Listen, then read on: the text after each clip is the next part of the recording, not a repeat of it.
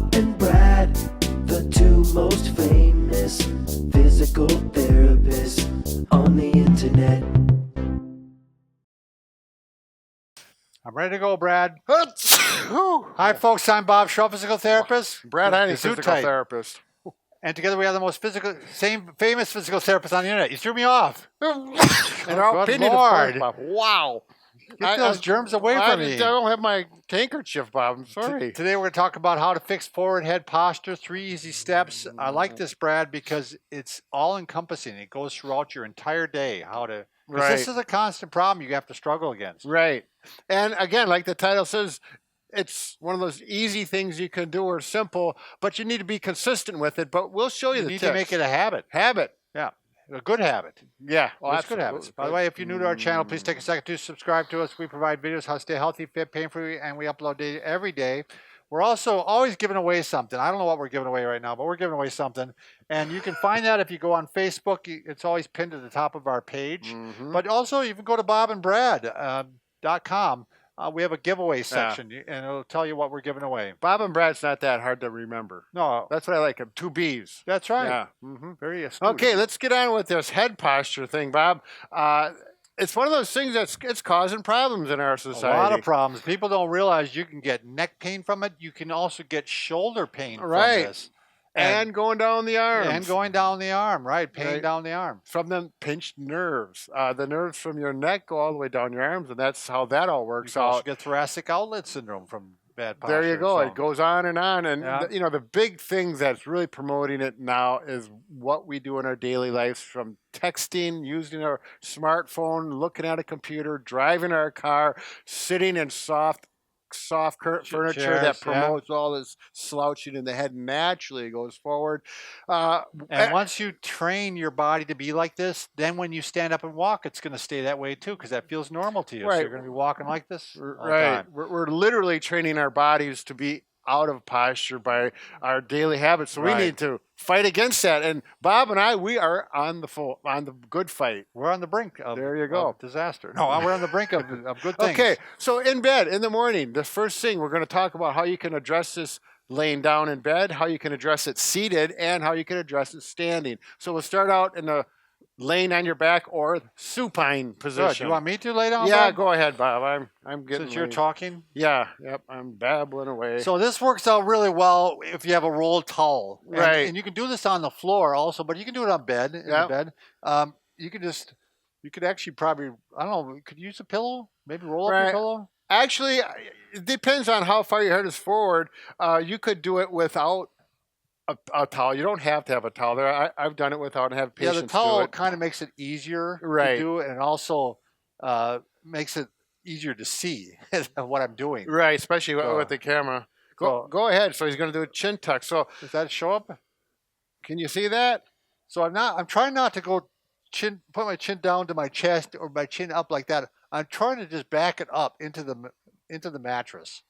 Basically. What I tell my patients, I'll put my hand back here and I say, can you feel my fingers here? I want you to see if you can touch my fingers with that part of your neck. And that kind of gives a person a good idea of where they're moving things. Or tuck your chin into your throat while you're keeping your teeth gently touching. And we actually have people a lot of times do overpressure on chin tucks after you're doing it for a while. You can take a couple of fingers and push your chin in, and this stretches out the back of your neck, helps with headaches, helps with neck pain. And then also you can take this little, between the thumb and the first finger, and you can push it like that and do a little overstretching.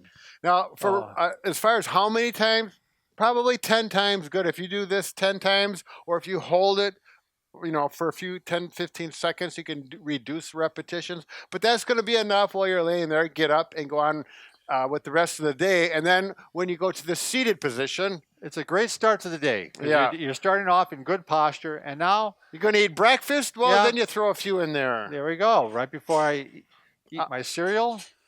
First thing you want to do is you need to go in good posture. So you're going to scoot your bottom back in the chair, shoulders back, and bring that head up where it's belongs. Ears should be aligned over the shoulders. Right. If you have head forward posture and it's so stuck that you cannot get there, you really need to do this even more because we're going to straighten that out. Can you show that, Bob? Yep. If you're there, so again, we're going to go back, up, into that position. And It's like someone's throwing a pie in your face, and Yep. you're like, Oh. get away from it. hmm And again, 10 repetitions at a just a slow pace. So it's like hold and relax, hold and relax. And again, you can add some overpressure, gently pushing on the chin, and you should feel that stretching back behind your head. Again, if for some reason this creates some sharp pain or something that doesn't feel other than a normal stretch, something else may be going on and you want to stop. But very few people are going to have that, I think. We also use the cue pressure on, pressure off. Yep. If you want to know how long to do it, you actually say the words pressure on, Yep.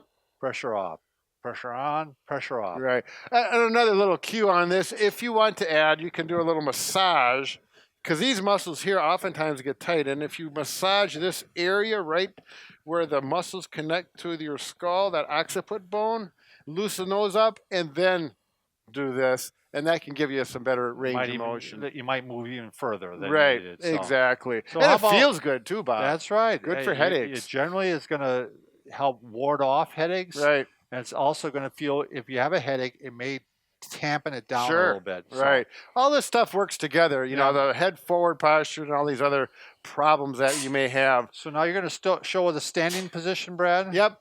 So you don't have to go up against the wall, but I'm going to demonstrate this against the wall, because if you put your bottom against the wall, your shoulders, and bring your shoulders back, and then you're going to see if you can touch the back of your head to the wall, but not doing this. That doesn't count. It has to be with the chin going towards the throat. And it's a little bit harder to talk this way, a little harder to breathe this way. But that's, if you feel that, then you're doing the right thing. And again, you can add a little overpressure and relax. Stretch and relax. And the thing I like about this is, Bob and I have talked about this before, is when you leave the wall, try and maintain that posture. Okay? It's also kind of a guide for you to know how you're doing. Right. So if you compare yourself day to day, am I getting, if you're far, if you're not touching the wall, am I getting closer? Yep. Or am I having a couple bad days where I'm farther away now, so I need to spend more time doing Sure. shin tucks. So Right. I mean, I've worked with some older people in general that their head is so far forward. it's so fixated. Yeah, I really don't think they're ever going to get their head back again, because they've aged in the aging process Yeah. with the body. But if you're in your 20s and 30s and you're having a hard time getting to head to the wall, you're young enough, and if you work with it, it's going to correct. Yeah, the you body know? will still have the adaptability at that point Right. that you can move back. Now, so. now, this is one of the things that's absolute must, is you have to monitor, self-monitor, or have your friends or family look at you and say, if you got bad posture, let me know, because working at a computer, if you're focused on your work, you don't even realize you're over like this sometimes. I've had young people that actually told me, Brad, that like I'll have them straighten up like this, and I go, "Oh, that looks stupid. I look stupid. It's like, no, this looks bad." Right. And they don't realize that this looks like a confident young person that Right. that looks a lot better, more attractive Oh, than a right. person who's like this. Right. Not So- to, not even to mention all the health benefits you get Right. with good posture. I had it was a 10 or about a 10 or 12-year-old boy. He came in with a shoulder problem with his father, and he sat like this. And I said, "You've got to straighten up." Yeah. And first of all, he says, "That feels really weird." Right. That's exactly right. and They think again, that looks stupid. I went through the whole thing on the benefits and told his father, and he came in again the second time. We're again working on his arm and shoulder, and he's sitting like this. And I made him sit up, and I emphasized it really strongly, and they never came back. I think the father thought, why is he working with my son's posture Right. when the shoulder's a problem?